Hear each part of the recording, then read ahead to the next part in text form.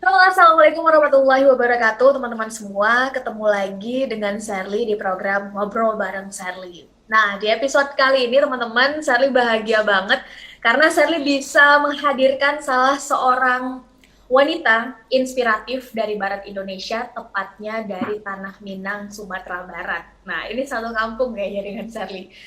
Uni yang satu ini menuai kehebohan karena dalam usia 21 tahunnya, beliau sudah bergelut dengan S3 jurusan matematika di kampus yang gak main-main juga, di ITB. Bayangkan teman-teman, biasanya kita di usia 21 tahun itu sedang berada di semester 6 atau sedang menyelesaikan kuliah S1 kita, sedang sibuk-sibuknya dengan skripsi. Nah, Uni yang satu ini sedang sibuk di usia 21 tahunnya ini, sedang sibuk dengan disertasinya. Beliau saat ini tengah menyelesaikan disertasinya dan kita akan langsung aja undang dan menyapa sudah hadir bersama-sama kita di sini Uni Maya Nabila. Hayo, halo Halo, Assalamualaikum Kak. Maya. Halo, Waalaikumsalam warahmatullahi wabarakatuh. Nah, karena ini adalah Uni sebetulnya teman-teman kita menyapa ya, tapi karena umurnya lebih muda dari Sherly, jadi Sherly manggilnya Maya aja nggak apa-apa ya. Ya, boleh boleh Kak, boleh banget. Iya, Maya kamu gimana kabarnya hari ini? Alhamdulillah kabar baik Kak. Kak Shirley sendiri gimana? Saya alhamdulillah baik. Dan kita sepakat bahwa bahagia itu yang paling penting. Betul.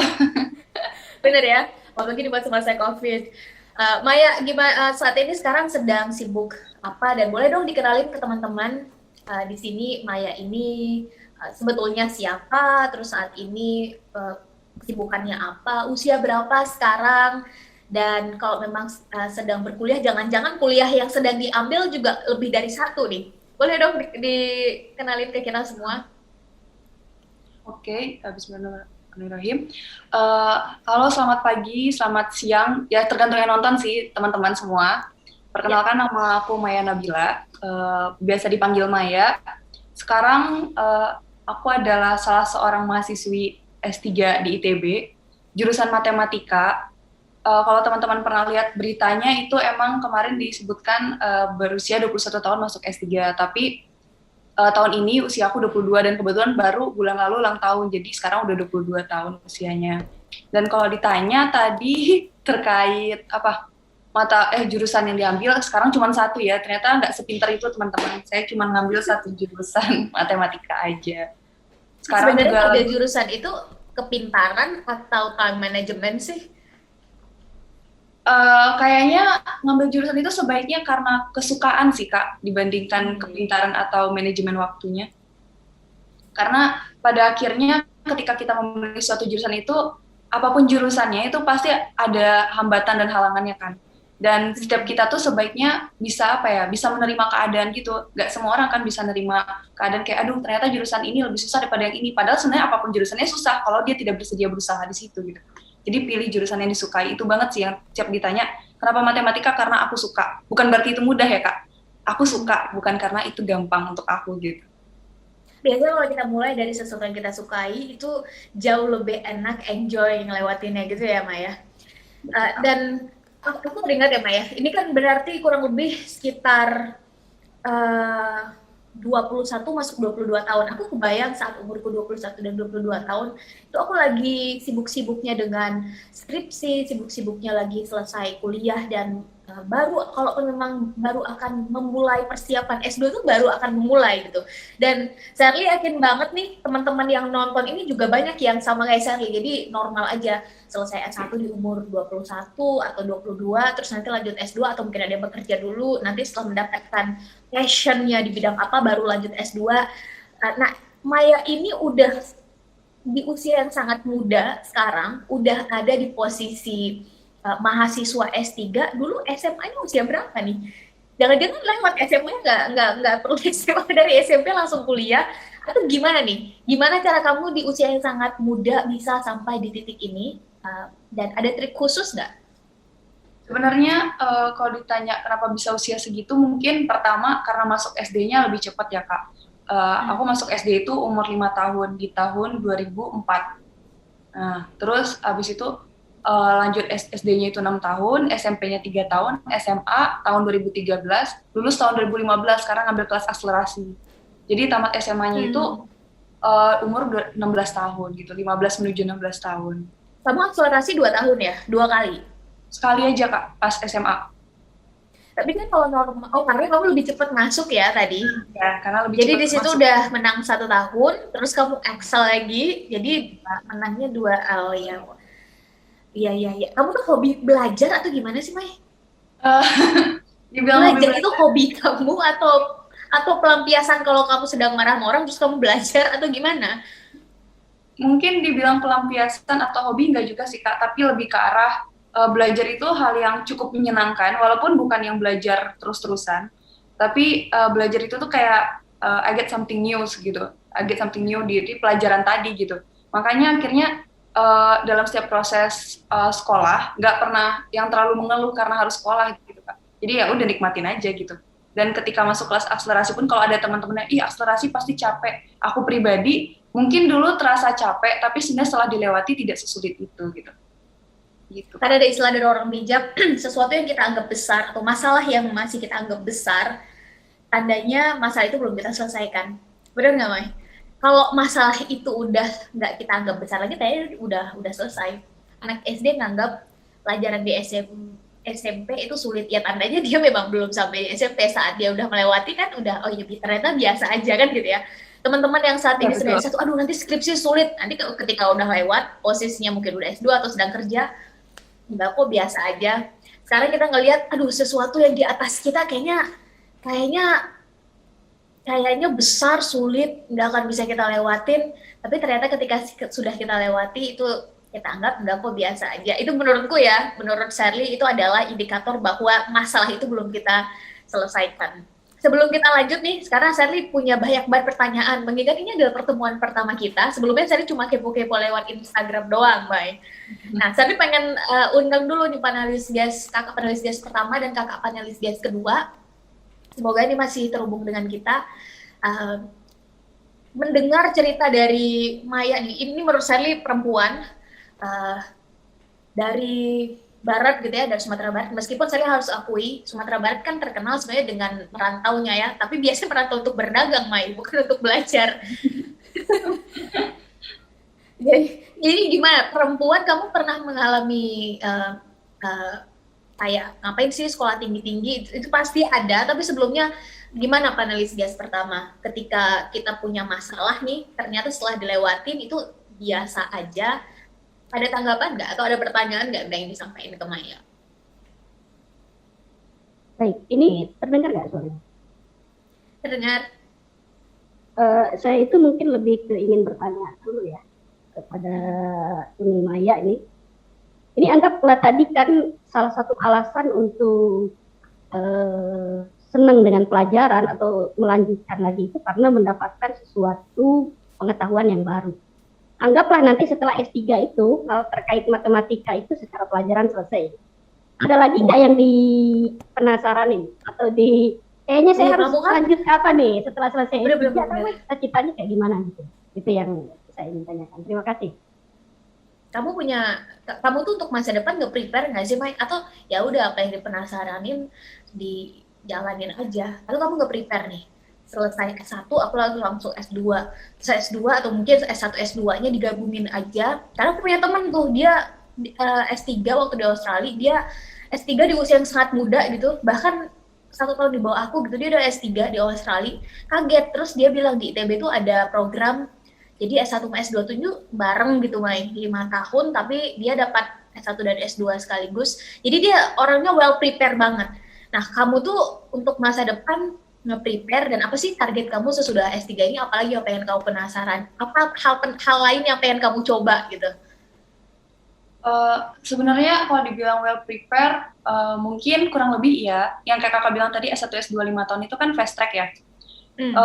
Di kampus aku sendiri yang sebelum masuk ke ITB sebenarnya ada, tapi aku ngerasa di tempat ini kayaknya aku kurang banyak belajar. Itulah kenapa aku pilih jalur normal, abis itu lanjutin S2 mau ke keluar dari Sumatera lah dulu yang penting. Itu emang udah diniatin untuk keluar dulu dari Sumatera. Nanti S3-nya kalau bisa keluar dari Indonesia, harapannya dulu seperti itu. Tapi ternyata pas masuk S2, dalam sebelum perkuliahan dimulai, tahu-tahu dapat info beasiswa Kak. Jadi aku ikut beasiswa yang S2 S3 gitu. Emang jalurnya S2 S3 selama 4 tahun.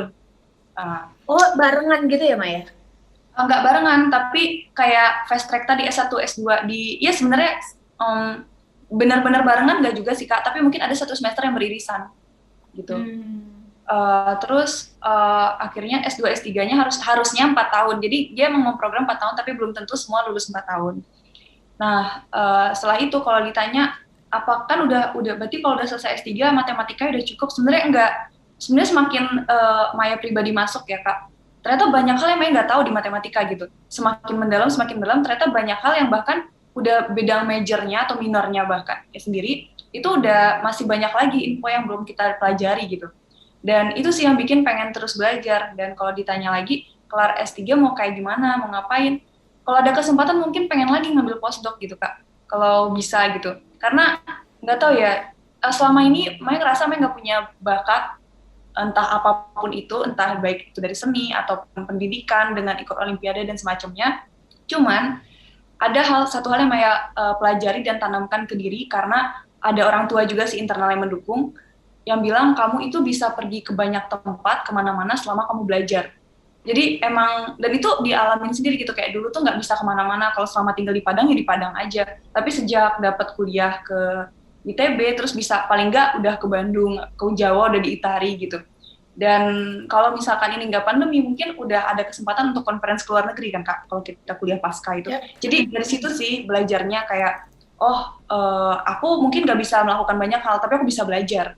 Dengan belajar itu aku bisa membawa diri aku kemana-mana. Itu sih targetan aku kenapa aku mau belajar itu, karena itu Kak. Aku pengen pergi keluar, tapi aku nggak tahu apa yang bisa aku lakukan selain belajar. Tapi kan belajar nggak harus lewat jalur formal, Mai. Ada banyak cara. Maksudnya belajar kan bisa dari mana aja ya. Rasanya Maya nih masih sangat muda, curiosity-nya tinggi banget. Pasti akan lebih banyak lagi di masyarakat yang membutuhkan Maya. Artinya ya belajar ini sampai nafas terakhir kita hembuskan, masih kita sebagai manusia berkewajiban dan punya tanggung jawab untuk terus belajar. Kan belajar nggak hanya di institusi formal ya, tapi kan di non formal juga bisa. Ada istilah begini kurang lebih yang menyebutkan bahwa ilmu itu adalah haknya kaum muslimin. Jadi kita bisa belajar dari mana aja, bahkan dari siapa aja. Nah, gimana menurut Maya? Apakah belajar yang Maya maksud ini adalah, dan atau mungkin mentor Maya, orang tua Maya maksud ini adalah lewat jalur formal dan akan meneruskan dalam dunia akademik, jadi misalnya menjadi akademisi, entah itu nanti akan back to university dan kamu ngajar atau jadi researcher. What's the target? What's the vision dari proses yang menurut Charlie pribadi ini udah di atas rata-rata, Mai. You are on the track kalau memang belajar ini adalah passion ya. Kalau memang dengan belajar ini kamu jadi tahu banyak hal, so what's the end? What's the vision? Apa visinya? Emang belajar itu nggak selalu di institusi formal, tapi yang emang Maya kerjakan sekarang itu di institusi formal, karena emang ada tujuan, dulu ada cita-cita pengen jadi akademisi, entah itu dosen, researcher, dan semacamnya. Walaupun pada akhirnya Maya di akhir akan bilang, tapi aku nggak tahu nanti selanjutnya jadi apa, karena harapan mungkin bisa kita sebutkan kalau kita tidak diperhatikan orang sebenarnya Kak. Aku paling takut sekarang ini adalah situasi di saat apapun ucapan aku itu diperhatikan orang dan diingat. Jadi biasanya kalau ditanya pengen jadi apa, iya aku pengen jadi dosen. Kalau ditanya pengen terjun ke masyarakat, iya juga, walaupun entah dengan bidang atau cara apa. Tapi yang pasti ujungnya itu aku akan tetap belajar. Dan sebisa mungkin dimanapun aku berada, itu tuh aku bisa ngasih manfaat. Entah tadi belajarnya itu untuk jadi akademisi, atau belajarnya itu untuk terjun ke masyarakat, terserah gitu. Yang penting poinnya adalah dimanapun aku berada, aku akan tetap belajar. Aku tidak akan pernah sih, tapi aku nggak akan merasa hebat gitu. Kayak aku udah sekolah tinggi dan semacamnya, karena semakin kita tinggi belajar sekolah, atau semakin jauh kita belajar, terkait apapun, mau itu formal atau non-formal, kita akan sadar kalau kita nggak tahu apa-apa gitu. Gitu sih. Ya, sepakat. Dan sebetulnya kan juga peribahasa, ada yang menyebutkan bahwa semakin padi itu berisi, dia harusnya semakin berunduk, bener ya? Betul. Dan Saya yakin banget kalau kalau seseorang harusnya semakin banyak ilmunya, ini semakin akan harus merunduk sampai, dan semakin merunduk harus semakin dekat dengan masyarakat untuk mengimplementasikan ilmunya. Jadi kita tunggu nih Maya untuk berkarya lebih besar lagi. Semoga nanti ilmu semua hal yang dipelajari bisa dipakai. Tapi pertanyaan yang dari tadi nyangkut nih di kepala saya adalah, why math? Kenapa matematik, Mai? Ada banyak hal ilmu, kenapa kamu memilihnya matematik? Dan udah sampai S3 loh, ini berarti kan nggak main-main. Ini kan artinya deeper kamu mempelajari bidang ini. Why math? Kenapa matematik, Mai? Mungkin karena unconsciously orang tua kebetulan dulu sekolahnya emang matematika. Dan kebetulan Papa Maya itu dosen matematika, Kak. Jadi tanpa sadar kayak udah kelihatan aja gitu, kayaknya matematika ini seru gitu. Dan selama sekolah sebenarnya nggak literally mau ngambil matematika sih, Kak. Maya ngambil 2, kimia sama matematika, emang di science. Cuman kemarin pada akhirnya yang jebol itu di matematika gitu. Mai, Ya, itu dua pelajaran yang I really hate the most saat aku SMA. Kamu ngomong itu semua orang yang nggak suka banget. Kayak yang kalau pelajaran itu bisa nggak sih saya cabut? Bisa nggak sih Sherly nggak usah ada di kelas itu? Kalau ada PR, gimana ada kerja bareng, bisa nggak sih Sherly nebeng biar nggak perlu ngerjain sendiri? Dan kamu ada di situ karena sulit apa ya, Mai? Saklek gitu, Mai. 1 tambah 1 ya pasti 2. Kalau nggak 2 ya salah gitu. Ya.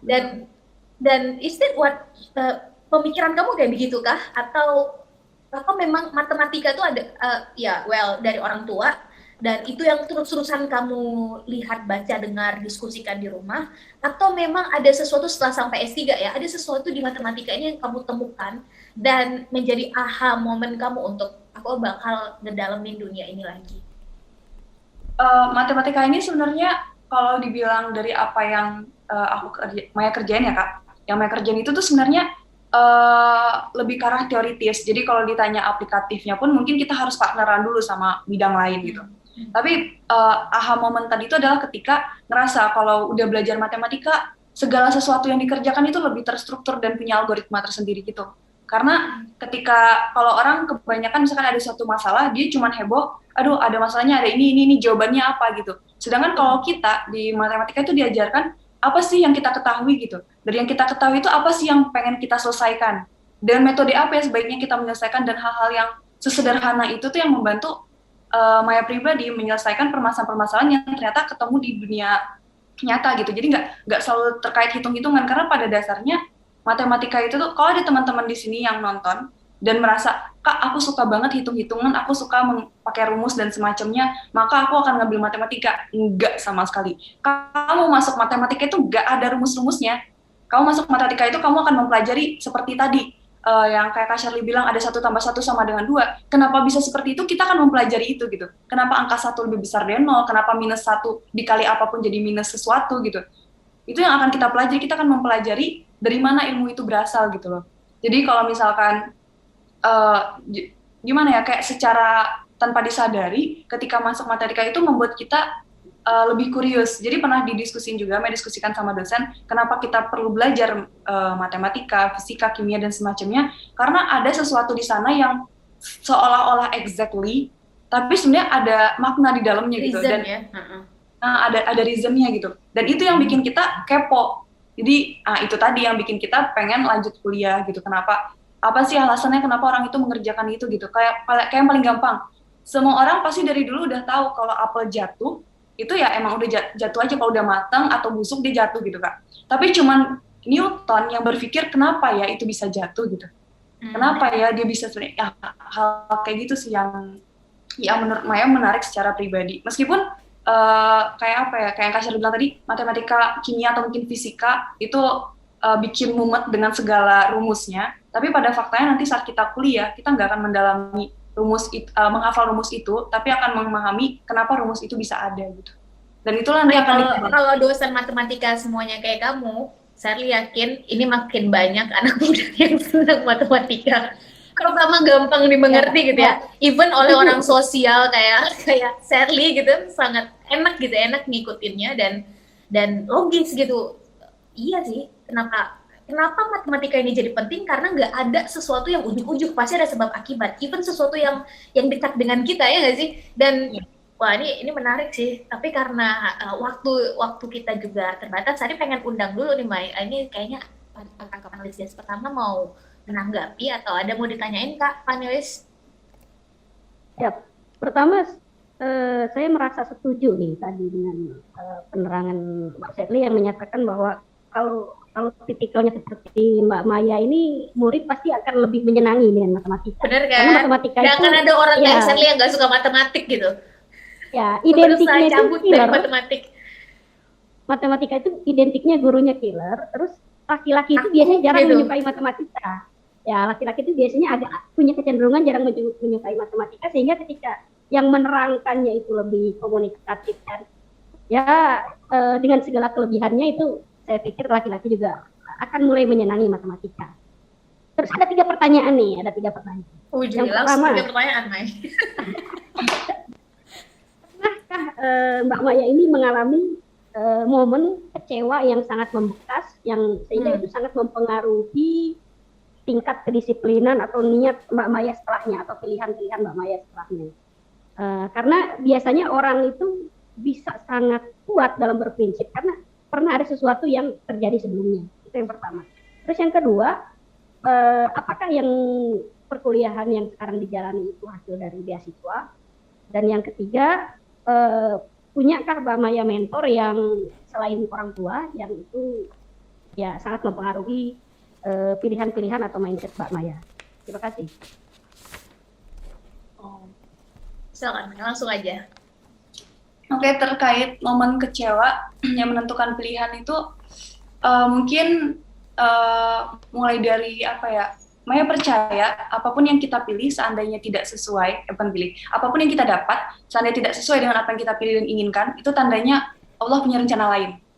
Contohnya mulai dari masuk SMA, Maya nggak masuk ke sekolah negeri unggul sih di Padang, terus akhirnya masuk ke sekolah swasta. Jadi Maya akselerasi itu di sekolah swasta, Kak.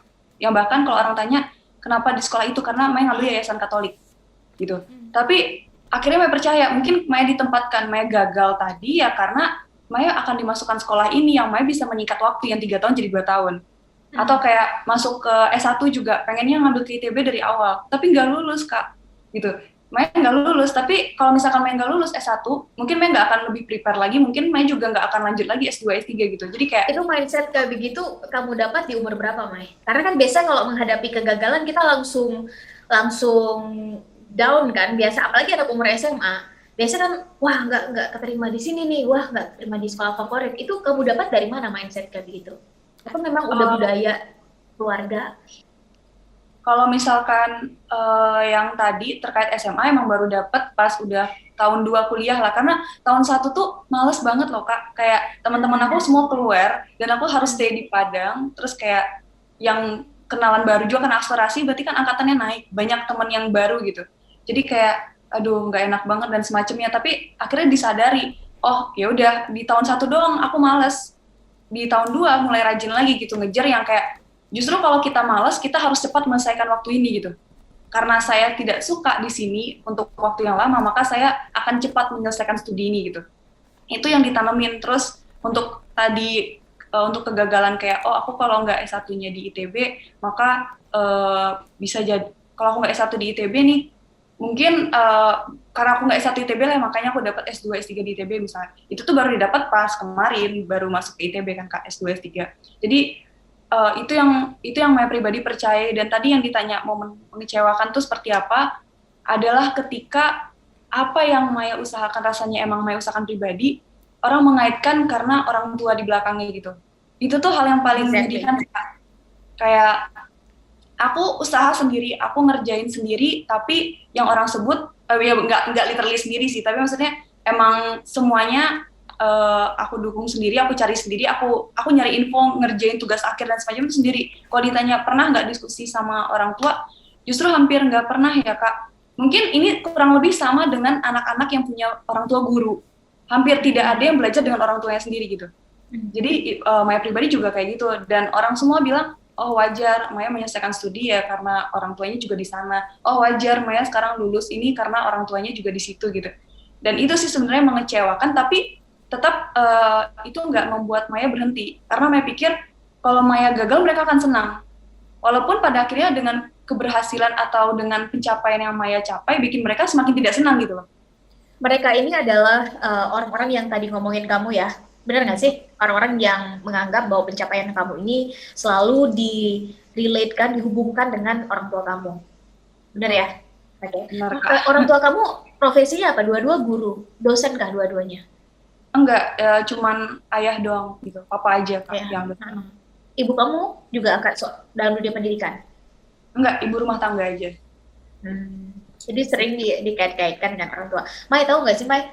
Sebelum kamu lanjut ya Mai, ini tuh terjadi di mana aja, tahu nggak sih? Kalau mungkin kamu yang ya dalam sudut pandang Sherly, yang Sherly ini kan ibu ibu Sherly ibu rumah tangga gitu. Terus ayah Sherly dulu ya karyawan biasa. Justru berada di posisi kamu, tapi dari sudut pandang yang berbeda. Jadi setiap kali ikut kegiatan, misalnya Olimpiade, Sherly selalu diurutkan ke yang paling terakhir karena orang tua Sherly bukan siapa-siapa. Jadi selalu dicari anak guru dulu. Ini anak guru yang mana nih?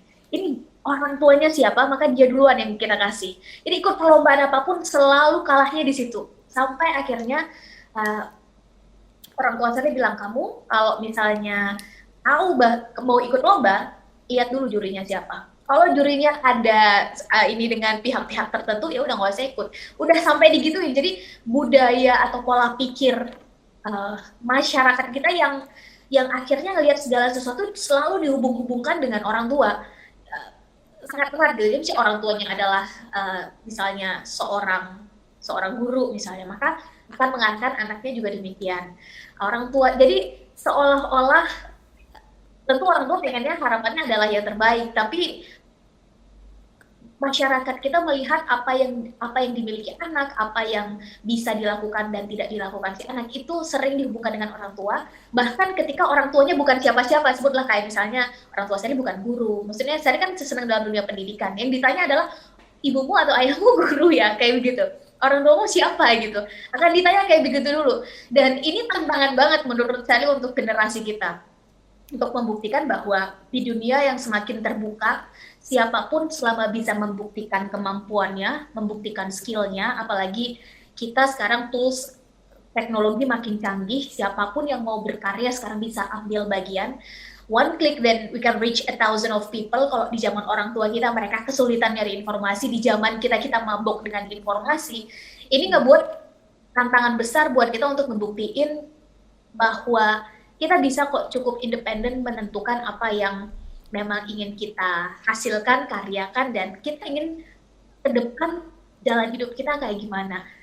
Baik itu dari sudut pandang Sherly yang dalam tanda kutip tidak punya privilege, berasal dari latar belakang keluarga yang bisa mendukung secara penuh gitu ya dalam konteks ini sosial, maupun dalam sudut pandang kayak Maya yang semuanya selalu dikaitkan ini kan karena orang tuanya, ini kan karena orang tuanya. Dan dalam konteks di luar sana Maya, yang orang tuanya artis terus seolah-olah anaknya kalau berprestasi itu kan karena orang tuanya. Orang tuanya misalnya adalah siapa, terus anaknya juga dikait-kaitkan padahal memang si anaknya punya prestasi. Jadi butuh effort yang lebih. Ya nggak sih Maya? Benar banget Kak. Padahal sebenarnya definisi privilege, saya pernah bahas juga terkait privilege. Privilege itu tuh kan hak istimewa, tapi umumnya orang mengaitkan adalah latar belakang keluarga. Hanya sebatas, oh keluarganya kaya, oh keluarga berpendidikan, oh keluarganya politikus, dan semacamnya. Padahal privilege itu tuh semua orang bisa dapatkan selama dia itu bisa memilih apa yang dia inginkan. Dan itu tuh punya hak untuk memilih itu ya, Mai? Betul banget Kak. Kayak apa ya, kayak Mai pribadi, kalau kakak emang suka ikut lomba sebagai anak seorang akademisi, Mai pribadi nggak begitu suka ikut lomba, karena lomba itu adalah persaingan yang membuat Mai harus tertuntut gitu selama menjalaninya. Dan Mai tidak suka hal itu gitu. Makanya kayak mungkin orang suka nanya, udah berapa sertifikat perlombaan yang menang Mai gitu. Ya nggak ada, karena aku emang belajar karena aku suka, bukan karena aku mau cari-cari lebih lagi kayak gitu. Itu sih Kak, benar. Melihat segala sesuatu bukan dari tuntutan sosial, tapi justru dari internal orang yang melakukannya kan gitu ya, seharusnya idealnya. Dan itu kan dari orang tua Mai. Tapi kalau dari lingkungan gimana? Dari teman-teman atau bahkan dari kolega-kolega kamu. Secara kamu kalau dari teman-teman seusia kamu harus kita akui dong, di umur segini kamu udah S3. Di kalangan kawan-kawan S3 mungkin kamu yang paling muda. kita belum tanya nih gimana Maya di lingkungan, baik di lingkungan S3 maupun di kawan-kawan yang memang seumuran atau lahir di tahun yang sama. Gimana? Ada tantangan tersendiri nggak atau diomongin? Sama izin tadi Mbak Shirley yang terkait beasiswa sama mentor belum terjawab. Oh iya. Oh ya, bisa sekalian kali ya. Nah, yang tadi beasiswa ya Kak, Maya ikut beasiswa yang tadi namanya PMDSU, program magister menuju dokter untuk sarjana unggul. Kalau ada yang nanya syaratnya apa aja, boleh langsung buka websitenya, klik aja di Google itu PMDSU akan ketemu. Yang jelas ini secara khusus maksimal 24 tahun ya teman-teman, maksimal 24 tahun. Terus harus punya gelar sarjana, entah itu D4 ataupun S1. Sisanya mengikuti kayak LOA ataupun surat rekomendasi dan semacamnya. Itu yang diambil beasiswa beasiswa PMDSU yang mengakomodir S2 S3 selama 4 tahun. Terus mentor tadi, kalau mentor mungkin selain orang tua, mentornya tuh ganti-ganti sih ya Kak. Jadi misalkan situasinya lagi kayak kemarin baru masuk S2 sempat ngerasa kayaknya I'm not good enough deh. Aku nggak mau semampu itu untuk menyelesaikan tuntutan sebanyak ini. Kayaknya aku nggak sepintar itu, kadang apalagi kalau ngelihat orang lain ya Kak, aku nggak akan nyebut siapa, tapi ada beberapa orang yang merasa kayaknya gue lebih hebat dari Maya, kok Maya bisa kayak gini ya gitu. Itu teman-teman seumuran ya? Iya, teman-teman seumuran ataupun yang lebih tua gitu. Ada perasaan-perasaan seperti itu, terus Maya jadi nggak enak juga dong, jadi meragukan diri sendiri kayak ya kayaknya dia emang lebih hebat, kok saya bisa yang dapat gitu. Nah, yang mentor tadi itulah di situasi-situasi tertentu gitu Kak, ganti-ganti sebenarnya, nggak yang si itu terus gitu, enggak. Jadi kayak di situasi lagi ngedown atau lagi ngerasa insecure tadi, dapatlah kakak tingkat yang bilang, Mai, semua apapun yang kita punya dalam hidup ini adalah rezeki.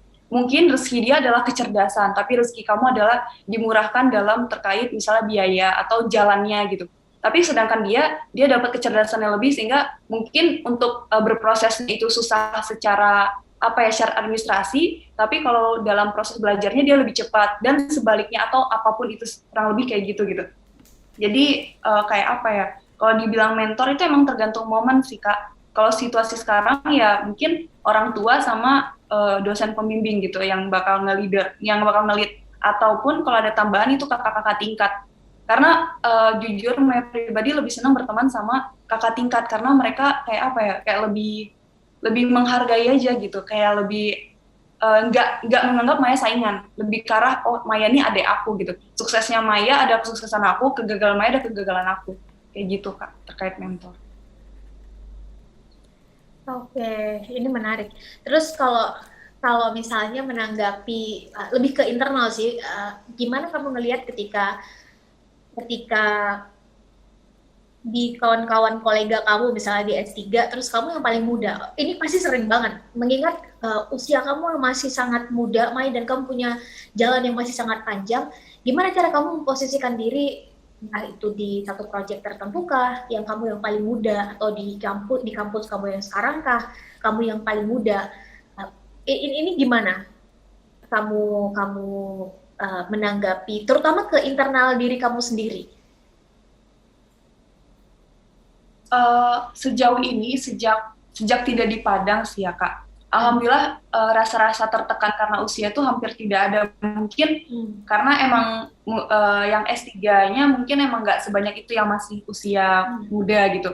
Tapi kalau untuk selama studi S1, S2 kan udah banyak juga sih orang-orang yang masih kecil tapi udah lanjut studi, sehingga yang lain-lain mungkin sudah terbiasa, nggak ada tuntutan atau tekanan. Alhamdulillah sampai saat ini nggak ada juga yang kayak Maya ya masih kecil, nggak ada yang kayak gitu sih Kak. Atau yang kayak bilang Maya tuh nggak bisa dihitung lah pendapatnya karena dia itu belum dewasa dan semacamnya. Alhamdulillah sampai sekarang belum ada sih ngalamin kayak gitu dari luar Padang ya Kak.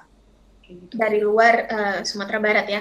Dan ada istilah begini Maya dan teman-teman semua, bahwa ketika kita mengupayakan, sebetulnya adalah perbaikan di diri kita sendiri, kita berubah menjadi a better version of us, menjadi versi lebih baiknya kita dan terus bertumbuh menjadi lebih baik. Banyak ternyata orang-orang di sekitar kita yang menilai itu satu ambisiusitas tersendiri. Jadi kita dianggap sebagai ambi banget. Mai, kamu muda, cantik, di usia yang sangat muda ini kamu udah S3. Kamu pernah nggak sih dianggap sama kawan-kawan ambi banget sama cita-citaku sendiri? Terus Pernah, gimana Kak. kalau Bahkan deal with that? sama teman-teman, ya kalau Maya yang dulu mungkin akan, aduh iya ya ambisius banget ya. Akhirnya mungkin akan lebih memperlambat gerakan. Tapi kalau sekarang Maya yang sekarang akan nganggap kayak ya udah, kamu punya pilihan kamu yang nggak pernah aku singgung kan. Kamu punya pendapat dan tujuan yang nggak pernah aku ganggu. Dan kalau kamu merasa terganggu dengan apa yang saya kerjakan, coba sebutkan satu aja apa yang sudah saya lakukan yang mengganggu kehidupan kamu pribadi gitu. Itu kalau ada yang secara langsung, aku tanya kayak gitu, Kak. Karena gimana ya? Karena emang apa yang saya lakukan itu buat diri saya gitu, bukan untuk nge-impress siapa-siapa, bukan untuk menyombongkan diri atau membanggakan siapa-siapa, tapi emang menganggap ini adalah hal yang saya sukai dan ini yang saya ingin kerjakan. Kalau kamu bilang ambisius, setelah diskusi juga sama banyak teman-teman yang lain, menurut kita ambisi itu diperlukan. Tapi kenapa ambisi itu diperlukan? Supaya kita tahu kita mau melangkah kemana, supaya kita bisa membuat jalan untuk tujuannya kemana gitu. Karena kalau misalkan kita nggak jelas, kita nggak punya ambisi, biasanya jadi lebih malas-malasan atau lebih tidak terarah jalan hidupnya. Tapi selama sifat ambisius tadi tidak mengganggu personal orang lain, tidak menyinggung siapapun, dan tidak merugikan diri kita, misalkan yang sampai, kalau kakak pernah dengar kabarnya, ada yang dulu sempat ada berita 7 hari tidak tidur mengerjakan tugas akhir, akhirnya meninggal gitu. Ya, maksudnya selama kita tidak merugikan diri sampai seperti itu, ya udah, ambisi yang kita punya itu tidak pernah salah. Gitu. Jadi kayak ini reminder juga buat Maya dan buat teman-teman semua, kalau ada orang yang mengatakan apa yang kamu usahakan adalah ambisi, maka keluarlah dari orang itu, jauhi orang itu, karena tandanya hidup dia itu tidak punya tujuan. Kadang hidup dia nggak punya goal ya. Karena serius banget Mai, karena nggak ada orang besar, nggak ada orang sukses yang nggak ambisius. Coba sebutin orang sukses mana yang nggak ambisius. Pasti dia punya at least visi kan, at least tujuan, at least goal. Dan yang namanya produktivitas, they always start from the end. Mereka selalu mulai dari di akhir. Ngerjain sesuatu, what's the goal? Masuk dalam satu kegiatan organisasi, bahkan hanya sekedar untuk memutuskan akan melakukan apa, what's the target? Jadi, dan ini menarik, ada banyak penelitian yang menyebutkan gak ada orang sukses yang tidak menetapkan goalnya dari awal. Yang sebenarnya menetapkan goal ini kan adalah bagian dari banyak orang menilai ini sebagai ambisius. Dan saya lihat ini menarik karena we are not trying to impress people.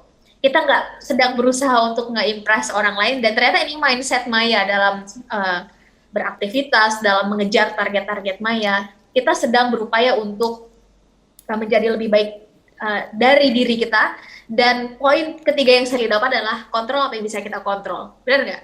Kita nggak bisa kontrol orang lain mau berpikir apa, kita nggak bisa kontrol orang lain akan berlaku seperti apa.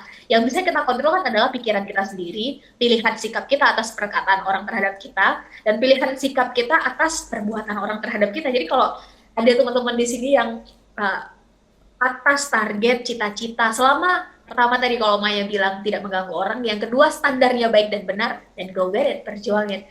I do really agree with you, Mai.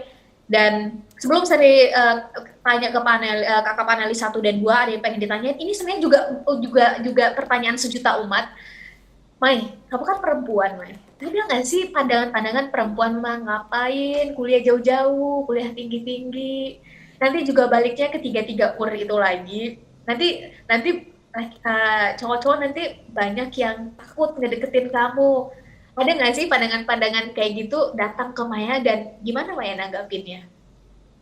Dari internal enggak, mungkin karena orang tua juga anggap anaknya masih kecil, jadi nggak terlalu mikirin terkait hal lain. Tapi kalau dari eksternal itu anak pertama, Kak. Kamu anak pertama dari? Ya, 3 bersaudara. Dari 3 bersaudara, oke. Mungkin kayak apa ya? Kalau dari internal nggak ada, tapi dari eksternal cukup banyak sekarang. Belum lagi perempuan-perempuan lain yang juga lagi dalam posisi kayak Maya, sedang sekolah tinggi atau mengejar karir, terserah mau sekolah tinggi atau mengejar karir, terus disinggung kayak, kamu ambis banget, nanti kamu susah cari jodoh atau susah didekatin dan semacamnya.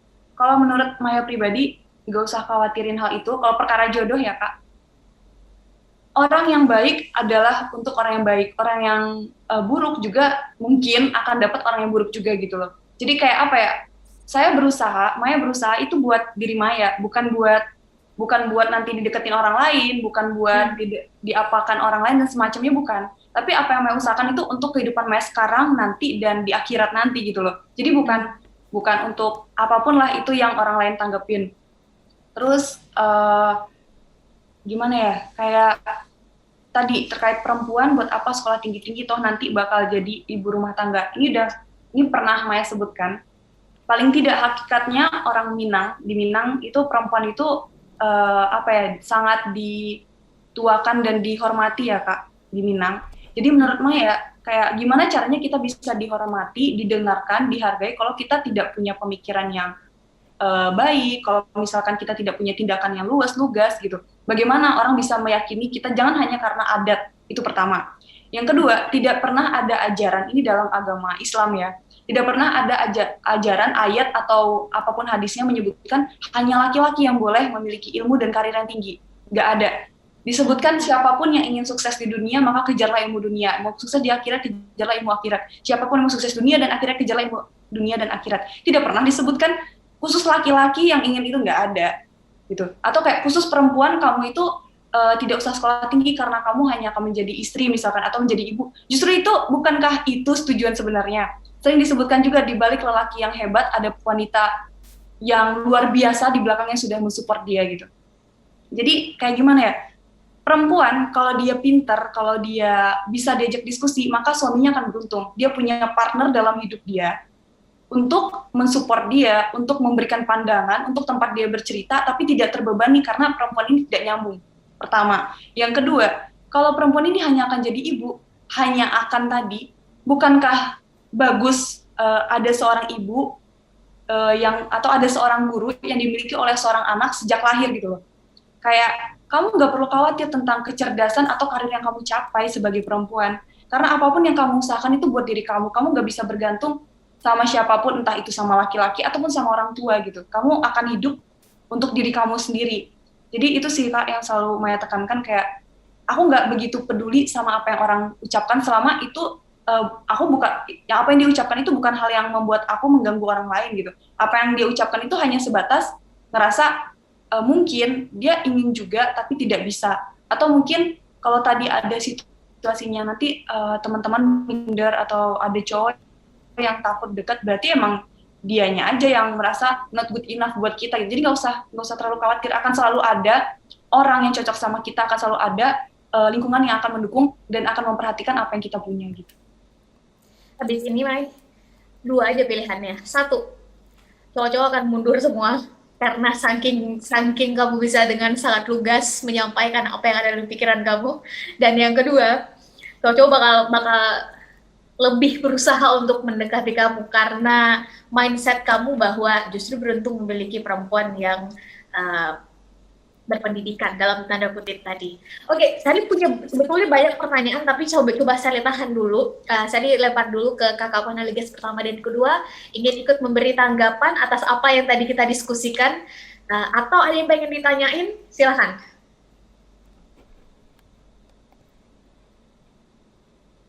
Baik, sebetulnya mungkin ingin menanggapi. Ini suaranya terdengar ya? Terdengar. Oke, jadi ingin menanggapi tadi terkait dari pembicaraan ini, saya menyimpulkan bahwa, atau saya teringat salah satu pernyataan bahwa tiap orang itu punya energi untuk dialirkan dan disalurkan. Nah, ketika energi itu tidak dialirkan dan disalurkan dengan baik dan benar, itu akan jadi problem. Nah, tadi Mbak Maya itu kan seolah-olah mengatakan bahwa ya saya menyenangi ini, dan ketika dia menyenangi kan ada energi yang mengalir ke situ sehingga ya membuat dia terfokus ke situ gitu. Karena ketika energi itu tidak tersalurkan, biasanya akan tersalurkan ke hal lain yang bisa jadi hal itu negatif. Sama ada satu quote yang ingin saya sampaikan juga pada kesempatan kali ini. Quote-nya itu berbunyi begini, Mbak Sally dan Mbak Maya.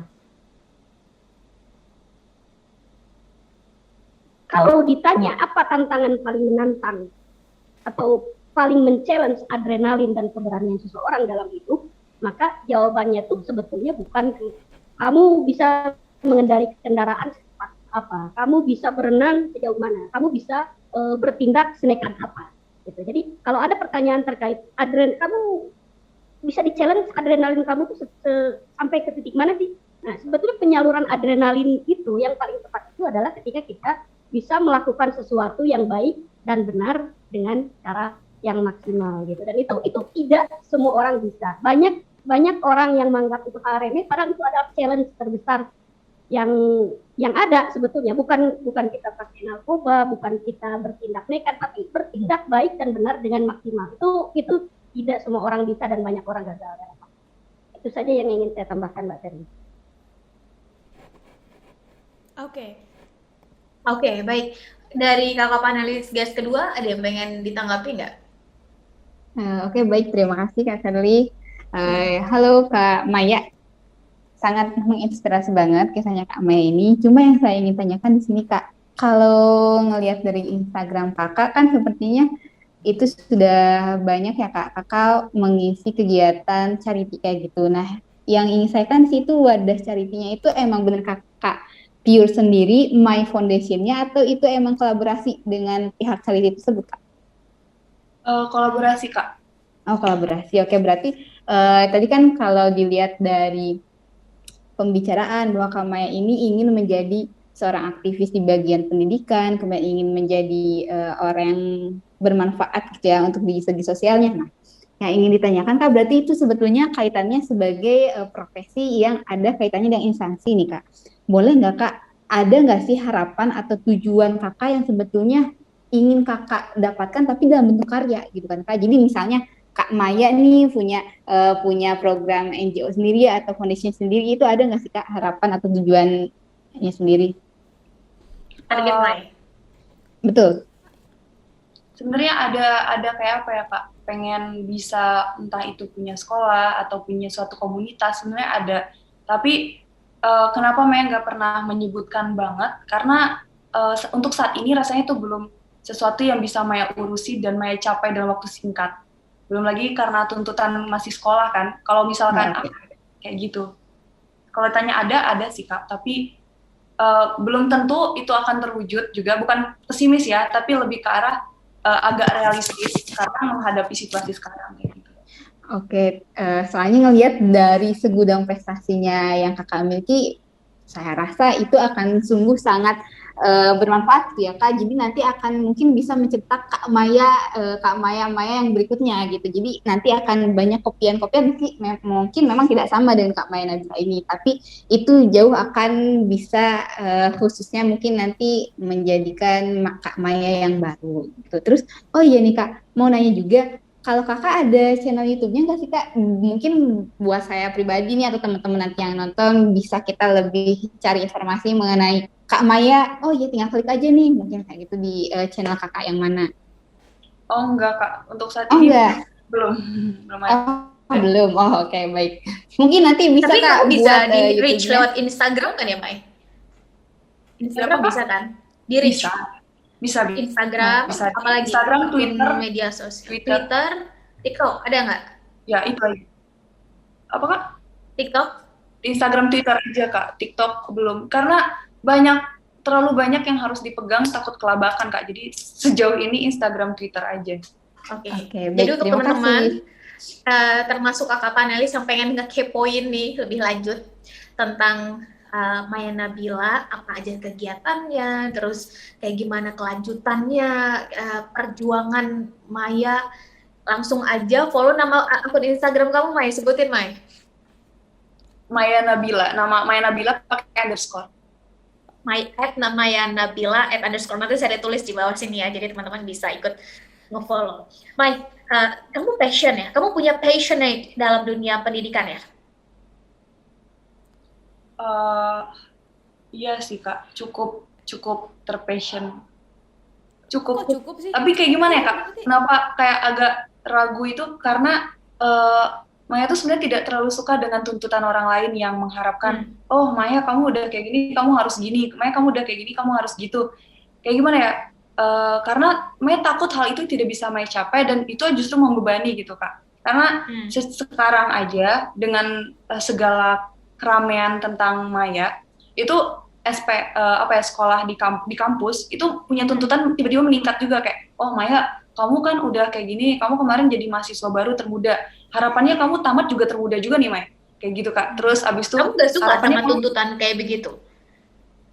karena tidak suka itu makanya selama ini Mai tidak pernah ikut entah itu perlombaan atau kegiatan-kegiatan lain yang rasanya membuat Mai harus tertuntut. Karena itu Mai mengerjakan sesuatu emang benar-benar sebatas Mai senang, Mai mau melakukan, yang penting Mai tidak terbebani dan Mai cukup bahagia akan hal itu gitu. Jadi nggak, kalaupun melakukan ke orang lain kayak tadi kan Kak, kayak nanya gimana, kamu nggak pernah kepikiran mau bikin komunitas atau bikin NGO sendiri, ya karena itu akan menjadi tuntutan juga untuk saat ini gitu. Tapi kalau misalkan Maya bisa melakukan sesuatu gitu terhadap seseorang atau suatu instansi lain, Maya bisa punya kontribusi di sana, itu udah lebih dari cukup untuk memberikan kebahagiaan kepada diri sendiri gitu. Ini menarik sih Mai, karena setidaknya dalam 2-3 tahun terakhir ini Sally belajar Mai. Jadi Sally kalau boleh sharing ya Mai, Sally itu juga baru mulai aktif di sosial media itu belum lama, baru sekitar 2 tahun terakhir ini. Dan itu sebetulnya bukan menyampaikan pendapat, ide, sudut pandang Sally misalnya dalam dunia sosial media, di sosial media itu sebetulnya bukan sesuatu yang memang Sally senangi. Sally lebih senang ketemu aja langsung sama orangnya, diskusi langsung head to head. Sally lebih senang kayak begitu. Makanya kalau ada kawan-kawan yang kenal dengan Sally sebelum tahun 2019, itu pasti tahu bahwa kalau punya masalah dengan Sally, datangi dia, diskusi, dan kalau memang beda pendapat, ya silahkan. Apalagi teman-teman organisasi. Itu sangat biasa.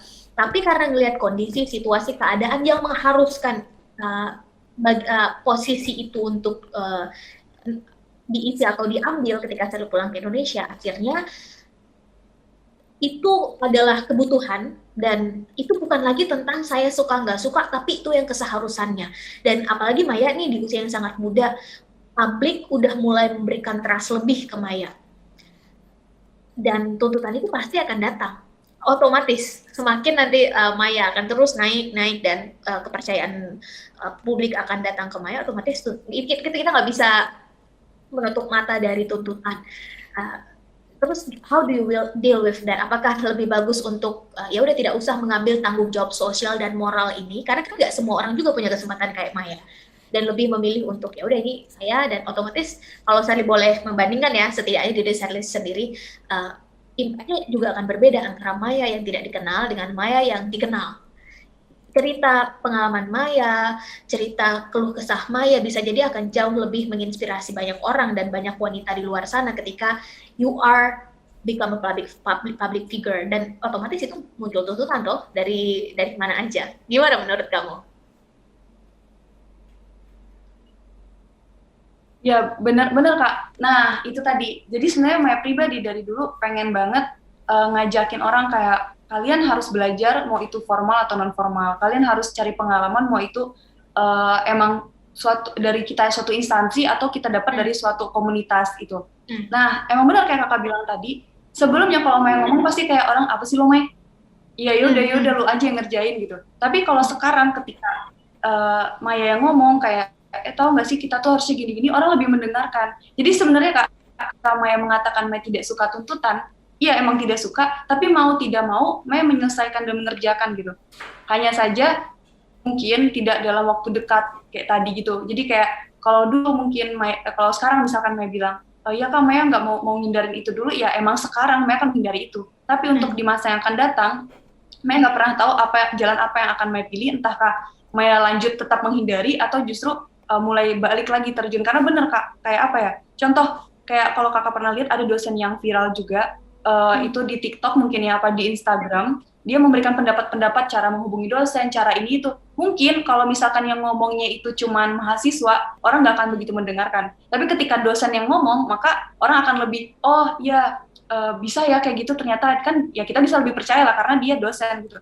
Dan sebenarnya itu sih yang lagi Maya bangun Kak. Maya membangun gimana caranya orang percaya, tapi Maya tidak perlu merasa tertuntut banyak gitu. Jadi kayak apa ya, tuntutannya boleh datang, tapi bukan berarti Maya merasa Maya bertanggung jawab fully atas hal itu gitu. Karena pada akhirnya kalau misalkan nih contoh orang menuntut, Maya coba bantu dong tingkatkan suatu kemajuan di daerah, berikan kemajuan di suatu daerah. Kenapa hanya Maya yang tertuntut gitu? Kenapa tidak kita semua menuntut diri kita untuk memajukan tempat itu gitu Kak? Jadi hal-hal kayak gitu sih sebenarnya yang lagi Maya tanamkan, kayak Yang penting kamu tidak stres dengan hal itu karena kamu masih memanage semua itu sendiri. Tapi selama apa yang bisa kamu kasih, maka berikanlah untuk orang lain. Gitu. Oke, baik, luar biasa. Mai, ini saya nggak sabar banget ngeliat kamu 5-10 tahun ke depan ini bakal kayak gimana. Yang jelas sukses terus untuk Maya. Terakhir sebelum kita tutup, Mai, pesan-pesannya dong untuk anak muda yang sedang menonton video ini. Oke, buat teman-teman semua yang lagi nonton, Maya berharap teman-teman nggak membandingkan diri teman-teman ya sama Maya, karena kita semua punya tujuan, capaian, dan jalannya masing-masing. Kita semua punya sepatu dan jalan yang berbeda. Selanjutnya, tetaplah berusaha apapun itu, apapun yang sedang teman-teman usahakan, maka teruslah berusaha dan evaluasi ya. Jadi usaha sekaligus evaluasi apakah usaha itu sudah tepat atau enggak. Teruslah berdoa, karena kita nggak pernah tahu doa mana yang bakal dikabulkan oleh Tuhan. Dan jangan khawatir dengan pandangan orang lain gitu. Saya yakin Maya yakin di antara teman-teman di sini pasti juga ada yang pengen menjadi seperti Kak Shirley atau punya posisi seperti Maya, ingin menyuarakan sesuatu tapi tidak bisa karena tidak punya masa atau tidak punya trust. Ya nggak apa-apa, terus aja usahakan mulai dari lingkup yang kecil. Nggak perlu kita menjadi orang hebat untuk mengubah negara, tapi kamu bisa mengubah diri kamu dan lingkungan kamu itu udah lebih dari cukup. Dan tidak perlu juga berusaha menjadi orang lain, karena yang paling penting adalah gimana kita bisa menjadi lebih baik setiap hari dari diri kita sebelumnya. Mungkin kurang lebih kayak gitu, Kak. Luar biasa, Mai. Terima kasih banyak. Bahkan Shirley aja nih yang ngobrol sama kamu kembali tercharge energinya. Kita semua punya jalannya masing-masing, kita semua punya pathway kehidupan kita masing-masing. Terus aja berdoa dan berusaha semaksimal yang kita bisa. Nggak perlu bandingkan diri dengan orang lain, fokus aja sama target. Selama standarnya baik dan benar, maka ayo kita terus mengimprove dari kita yang baik menjadi lebih baik menjadi yang terbaik. Dan harapannya adalah dengan kehadiran kita bisa memberikan impact lebih luas untuk orang-orang tersayang di sekitar kita, untuk lingkungan kita, lebih besar lagi kalau memang bisa bangsa dan negara, juga agama. Mai, terima kasih banyak atas waktunya. Terima kasih Kak atas undangannya. Terima kasih sudah menginspirasi kita semua dan teman-teman. Ini adalah akhir dari Ngobrol Bareng Shirley. Di episode kali ini, untuk teman-teman yang punya ide, di episode selanjutnya kita akan mengundang siapa dan membahas apa, langsung aja tulis di kolom komen di bawah. Terima kasih sekali lagi kita ucapkan kepada teman-teman yang udah stay tune sampai bagian akhir ini, dan aplaus sekali lagi untuk Maya. Terima kasih Mai, sukses terus untuk Maya dan proses selesai S3-nya. Kita tunggu karya-karya Maya, dan sampai ketemu teman-teman semua di episode Ngobrol Bareng Shirley selanjutnya. Dari tutup, Assalamualaikum warahmatullahi wabarakatuh.